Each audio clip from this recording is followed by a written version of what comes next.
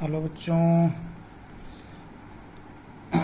आज हम आप लोगों को लेक्चर 9 में electric field intensity due to an electric dipole at any point की चर्चा करेंगे। आप लोगों ने पिछले 2 लेक्चर में यह पढ़ा था कि वैद्युत द्विध्रुव के कारण अक्षीय यानी ए से बी को मिलाने वाली रेखा के किसी तरफ चाहे इधर किसी बिंदु पर या दूसरा बिंदु निरक्षीय इसके लंबवत लंबार्धक पर कोई बिंदु था तो के कारण विद्युत क्षेत्र की तीव्रता की गणना कैसे की जाती है। आज हम आपको बताएंगे कि कोई इनके अलावा कोई बिंदु P है जो कि द्विध्रुव AB के अक्ष से थीटा कोण पर है और इसके केंद्र से r दूरी पर है। तो इस द्विध्रुव AB के कारण जिसका द्विध्रुव आघूर्ण P है, बिंदु P पर विद्युत क्षेत्र की तीव्रता कैसे ज्ञात करेंगे इसके बारे में आज चर्चा।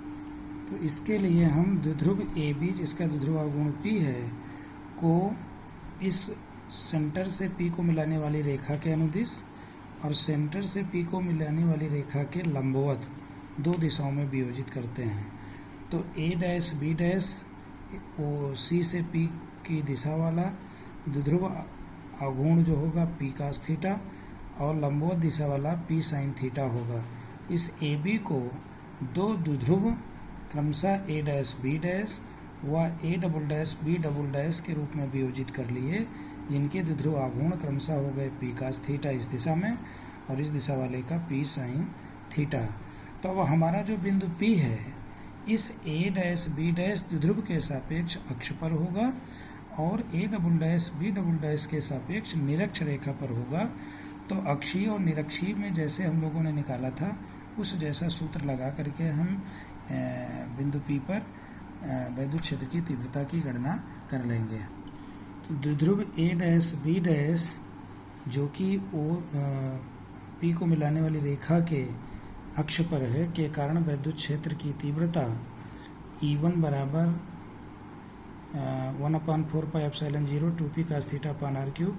केवल अर्लियर फार्मूले में 2p अपान r क्यूब की जगह 2p cos थीटा हो गया क्योंकि P AB का द्विध्रुव आघूर्ण है और A डैश B डैश का P cos थीटा है और इसकी दिशा C से P को मिलाने वाली रेखा की सीध में अक्ष की दिशा में E1 चित्र में दिखाया गया है। अब हम बिंदु P पर द्विध्रुव A डैश B डैश जिसका द्विध्रुव आघूर्ण P sin थीटा है के कारण विद्युत क्षेत्र की तीव्रता की गणना करेंगे। द्विध्रुव A डैश B डैश यानी इसके कारण बिंदु P पर तीव्रता जो होगी वो परिमाण तो उसका इतना होगा E2 बराबर जो निरक्षीय स्थिति में होता है उस जैसा, केवल यहाँ P अपान r क्यूब की जगह P sin theta upon r cube, क्योंकि इस वाले द्विध्रुव का द्विध्रुव आघूर्ण P sin थीटा है और दिशा इसकी होगी द्विध्रुव A डैश B डैश की अक्ष के समांतर परंतु विपरीत दिशा में। किसके विपरीत दिशा में? द्विध्रुव आघूर्ण के विपरीत दिशा में। तो ये नीली लाइन से E2 जो लिखा गया है ये इस A डैश B डैश के कारण विद्युत क्षेत्र की दिशा है और E1 इस A डैश B डैश अक्ष की दिशा में विद्युत क्षेत्र की तीव्रता की दिशा है। अब इन दोनों का परिणामी समांतर चतुर्भुज के सदिशों के योग के समांतर चतुर्भुज नियम से हम ज्ञात कर लेंगे। परिणामी E होगा E1 E2 का और चित्र से स्पष्ट है कि E1 और E2 का परिणामी समांतर चतुर्भुज के नियम से कैसे ज्ञात किया गया है।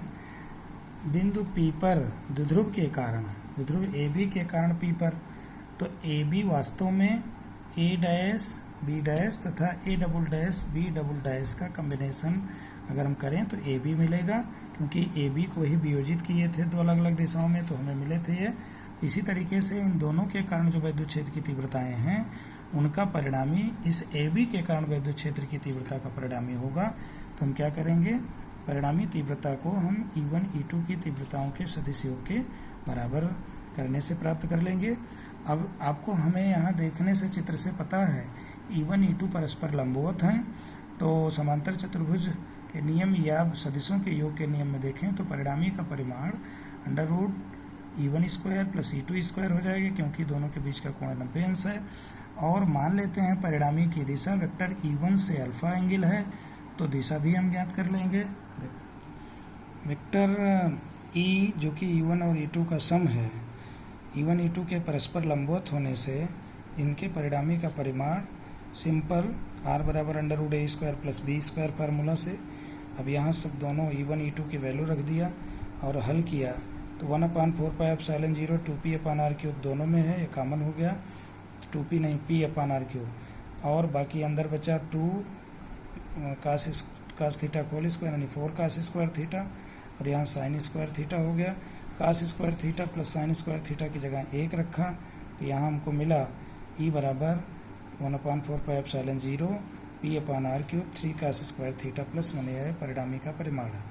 ये परिणामी सदिश यानी वेक्टर E1 के सापेक्ष अल्फा कोण बना रहा है, जैसा कि यहाँ से स्पष्ट है E1 से E वेक्टर अल्फा कोण पर है। तो हम वेक्टर E की दिशा को ज्ञात करने के लिए tan अल्फा लिखें तो उसी b sin θ/a plus b cos theta के सूत्र से यहाँ थीटा जो हम बता रहे हैं ये दोनों वेक्टरों के बीच का कोण है, जो कि पहले से ही पता है 90 अंश है। तो E2 sin 90 E1 plus E2 cos 90 ये आपका 0 हो गया ये टर्म।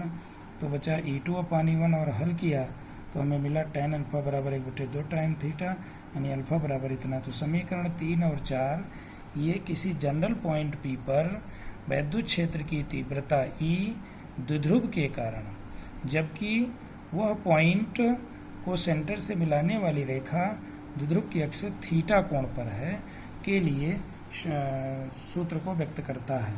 अब इससे हम विशेष स्थितियां अब हम विशेष स्थितियों की चर्चा करते हैं, जिसमें यदि 3 और 4 में थीटा बराबर 0 रखें यानी अक्षीय स्थिति में लें, अक्षीय स्थिति का मतलब इस दिशा में कोई पॉइंट लें तो cos थीटा 1 sin थीटा 0 मान रखने पर हमें E एक्सियल इतना मिलता है परिमाण और अल्फा भी 0 मिलता है यानी अक्ष की ही दिशा में। ये थीटा 90 लें यानी इक्वेटोरियल लाइन में इस तरफ लें तो हमें मिलता है cos थीटा 0 sin थीटा 1 निरक्षीय स्थिति इसको बोलते हैं। तो E ट्रांसवर्स का मान 1/4πε0 p/r³ होगा यानी अल्फा बराबर tan इनवर्स इन्फिनिटी यानी अल्फा बराबर 90 अंश। इसको हम कह सकते हैं E की दिशा निरक्ष रेखा के सापेक्ष लंबवत अर्थात अक्ष के समांतर विपरीत दिशा में, यानी जब पॉइंट P हमारी निरक्ष रेखा पर होगा तो उसके लंबवत दिशा होगी किसकी, हमारे वेक्टर E की, है ना, यानी निरक्षीय स्थिति में विद्युत क्षेत्र की।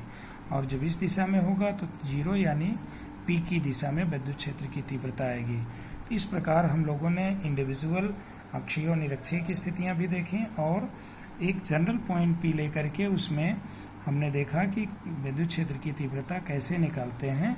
तो कुल मिलाकर के सर्वप्रथम हम एक द्विध्रुव लेकर के और उसकी 2 अलग अलग स्थितियां A' लेंगे, A' इस दिशा में, A' उसके लंबवत, और इनका अक्षीय और निरक्षीय के फार्मूले का प्रयोग करते हुए हम जनरल पॉइंट का कैलकुलेशन करते हैं। और इस तरीके से थोड़ा सा इसके बारे में भी आप लोग लिख लीजिएगा क्या क्या है यहाँ किनारे। तो कुल मिलाकर के ये है सामान्य स्थिति में विद्युत क्षेत्र की तीव्रता का व्यंजक निकालने का आपको कोशिश किया कि मैक्सिमम तक बताऊं। अब इस चैनल को अगर आप लोगों को ये वीडियो पसंद आ रहा है तो इसको लाइक करें और सब्सक्राइब भी करें ताकि हमारी जो अगली वीडियोस लेक्चर्स की हैं वो आप तक निर्बाध गति से पहुंचती रहें। Okay, thank you. फिर अगले लेक्चर में नेक्स्ट मिलेंगे। Okay, bye.